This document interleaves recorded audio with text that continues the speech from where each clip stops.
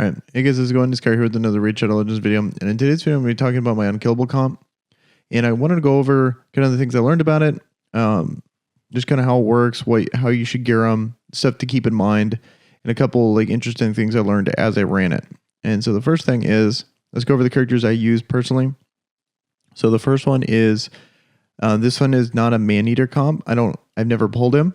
So what I did is to replace him is I used Rashguard, and what I've learned is he's not as good. Rashguard is significantly not as good as Maneater because he doesn't have I didn't really think about this when I was doing the comp. That's why I kind of want to make this video, is because so he has block damage, and I figured that'd be fine. That's like totally good. He has the thing that on a 4-turn cooldown that you would want to prevent, from dying. But what he doesn't have is, if we go to Maneater over here, is he doesn't have, there's a really key part on here. The block debuffs buff is actually really beneficial, as you'll see in the run, because this is on a 5-turn cooldown, whereas his is on a 4-turn, so it's a little easier to actually get it going.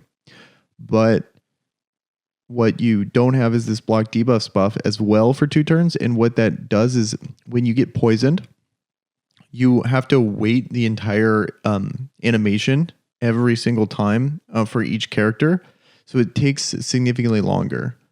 So it still works. It's just really annoying having to run your comp. Whereas if I had a Maneater, comparing it, because Darth Microtransaction has a Maneater, and we have very similar builds, but he has a Maneater and I have Rashguard. I take about like 10 minutes longer than him. So it's just something to keep in mind. But the rest of the comp is going to be here. So the best character for this would be Dracomorph, but your damage dealer. For example, I have Aothar, and why I use Aothar is because he has this Holy Flame thing here, but because the comp, first let me back up, and how the comp is Aothar damage dealer, and then you get 3 Pain Keepers. So 1 Pain Keeper here, and they all need to be fully booked. So 1 Pain Keeper there, and 1, 2. Okay, so here they are, and notice how the gear doesn't matter, but gear does matter in the sense that they need to be over 191 speed, all of them, but the skills need to be maxed. So like mainly this is the thing that matters, that needs to be maxed, but I got unlucky on all 3 of them and needed to fully max them to get in, and the last move was always the A3, which is frustrating, but is only rare book, so who really cares? And so there's 1, 2, 3. Okay, 2 and 3, and then as you'll see, they are all 196, 195, and 194. And then what I also did is put them, I have 2 of them in toxic sets because I wanted to see the difference in damage, and it's about 2 million over the course of like a 30-minute run. And so then from there, so how the comp works is you're going to be using Pain Keeper to reset the moves, and you can fully auto this. You don't need to do anything. You just press auto. That's literally all you got to do. And I was thinking about a couple characters that would be good for damage, and pretty much it just came down to like, what's his name? Dracomorph would by far be the best because he has his poisons last for 3 turns instead of 2, and his other moves just hit harder. Whereas with Aothar, he's very similar kit with how he does his damage. Just kind of the frustrating thing is he prioritizes this move. So I don't have any proof of this, but I want to assume that if you have a fully booked Aothar, it just wouldn't work, because this is on a 5-turn cooldown, but it books down to 3. And then this is on a 4-turn cooldown, so that's how it's able to, he does his A3, then he does his A2. But if you had him fully booked, I would put money on him just only doing his A3, and then he wouldn't even do his A2. So keep that in mind if you're going to build this comp and use Aothar. It might not work out. And then I've done direct comparisons between literally using the same gear of Aothar versus Occult Brawler, and Occult Brawler does significantly less damage than Aothar. And normally that's not the case. Occult Brawler in any other scenario would just be better than Aothar. In this situation where he's constantly getting fed cooldown reduction, he edges out Occult Brawler pretty significantly. The Masteries on these guys, I wanted to cover the Masteries just so you can see what actually matters. Like literally the only thing that matters is what you're trying to do is dodge everything that gives turn meter.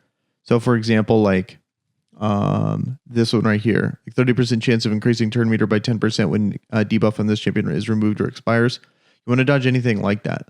And so that's why for Rashguard, I was redoing his Masteries just for this, because I had him for like PvP, and then I wanted him to use for this. So then literally just I went straight down to War Master because that actually does make a difference. Dodged everything that gives turn meter and then just didn't place anything else because it doesn't matter. And then when it comes to Painkeepers, they literally don't have masteries. They don't have masteries at all. It would benefit if you did the exact same thing. It's going to really improve your damage. Like if you actually leveled a Painkeeper up for this. It's just hard for me to recommend actually leveling up Painkeepers for this because they can always nerf this. I think they've had talks about, they haven't really addressed, I think they addressed that they were going to get rid of it, or they're pretty undecided on what they want to do with it. It's been lasting so long that I don't know if they're actually going to go through with it. Maybe they'll just nerf it by indirectly with like other content that this doesn't work with. I don't know. But you would think something like this would have gotten addressed by now if they were actually going to do something. So, but at the same time, it's really hard for me to recommend it. And then, and then also gear wise. Oh, and then lastly, let's look at Aothar's masteries. And then we'll go over gear. Where you at, Aothar? Here he is. Okay. So then we got, Aothar here. And I just put a ton of accuracy on him. Like I don't want him getting resisted. It was really annoying. I think I had him at like 250 first time, and he got resisted quite a bit because he's constantly getting tested. And then the only time you're really doing damage is through him. So I just wanted to stack as much accuracy as possible. Still gets resisted here and there, but whatever. And then the only thing that matters is he has to be the fastest. That's kind of like a key thing. It doesn't have to be, but I'd recommend he be the fastest. Reason being is because then he would get every single one of your Painkeeper's turn meter reductions. That's why I want him fastest. And then his masteries are over here. You just want to dodge anything. Like I just gave him as much accuracy as possible as, sniper, master hexer. Like this is good. I don't really think sniper doesn't really matter because he's going to be 100% of the time anyway. Yeah, he's 100%. So sniper doesn't do anything, but this does. And then War Master does too, because he's a 2-hit. So actually, to be honest, since you're going to be mainly doing his A1 and then A3, or his A3 and his A2, it might be better to do Giant Slayer. The math would be what you're doing it 4, 5, 2.5. I think if it's over 2, I think the math is so close it doesn't really matter. But I think technically it's better to do Giant Slayer. I'm not sure. That's such a unique scenario. Almost 100% of the time for Aothar, War Master is better, but in this one niche case, I think Giant Slayer is better for slightly more damage. And let's go over the gear of everyone else. The gear of everyone else is like pretty straightforward. So we already covered his, and then Rashguard, his gear is literally just anything thrown together, and 191 speed. That's all that matters. And then Painkeepers, it literally just anything thrown together. Let me actually find Painkeeper. If you have them leveled, the toxic set doesn't really matter. I highly recommend having toxic sets on every single one of them just to improve your damage and maybe get this down to a 2 key. Like I think you can get this down to a 2 key if you have Dracomorph, you're fine. If you have all these geared up with toxic sets, I think you're fine. But getting that 2 key would actually be pretty sweet. And then so toxic sets really help with that, as you saw. As you saw, it was significantly more damage than having none.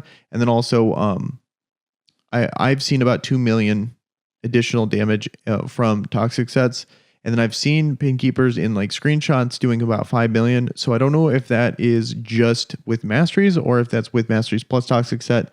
I'll need to test that. But that would actually be pretty sweet to, have Aothar plus about 15 mil damage from all the Painkeepers, regardless if it's with toxic set and Masteries or if it's just Masteries, no toxic set. It doesn't really matter. It's pretty sweet. And then also a cool thing too is the accuracy doesn't matter. There's built-in accuracy. It doesn't get resisted. So you don't have to worry about that. So you can just truly just leave them in garbage gear. Just the speed's the only thing that matters. Pretty much the main thing I learned is, so this comp works with anything that has either block damage on a 4-turn cooldown.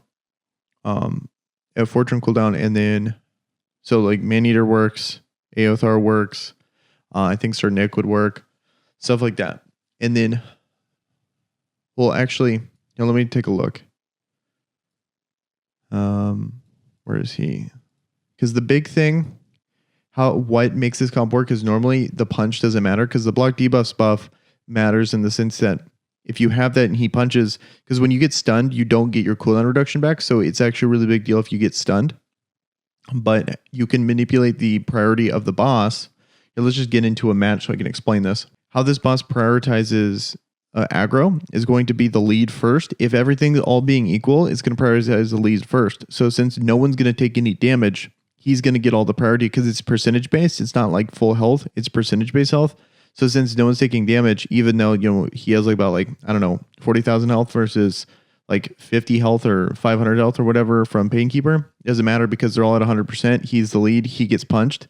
It definitely slows down his damage, but at least makes this comp work because everyone else's cooldowns actually matters, whereas his do not.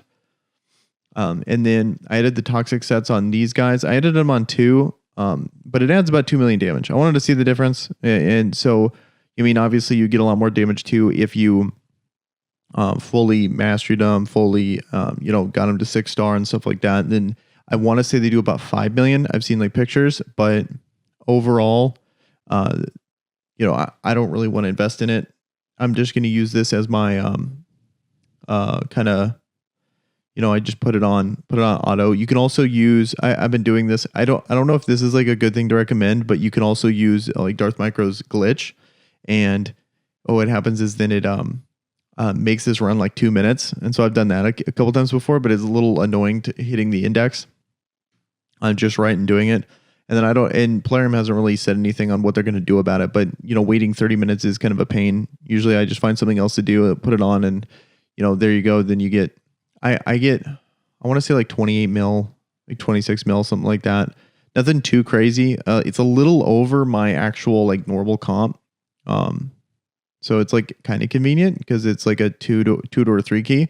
Just the issue with not doing that much damage because he gets punched, and the fact that like, notice how you have to wait for the cooldown, so everyone gets poisoned, and then for some reason the animation of 0 ticks all the way up, and then the 0 ticks all the way up,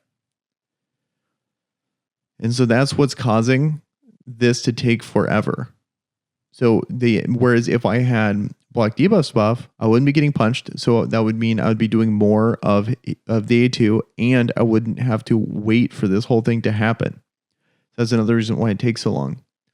Another thing to keep in mind too is how long you can last in here, because if you've looked up or followed Unkillable comps before, what you'll know is that there's a limited amount of turns you can use before the game times out. And from what I've heard, it's 1,000 turns, or like 100.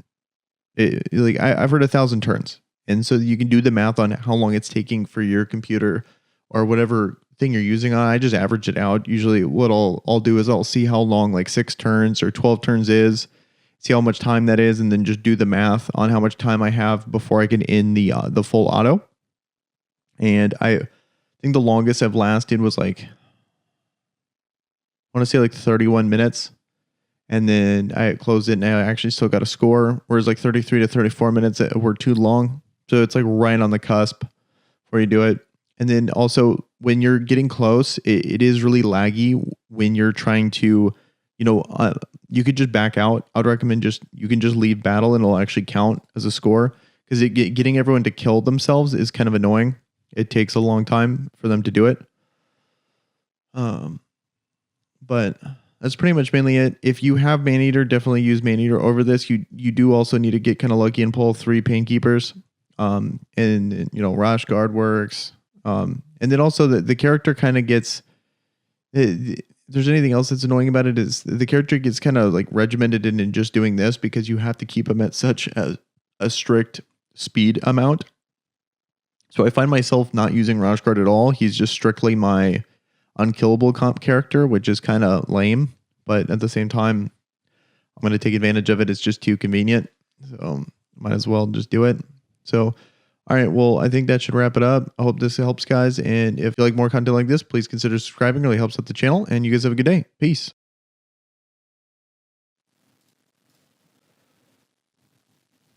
And then boom, see how you can just leave. You can just literally leave the clan boss, and it gives you the key score.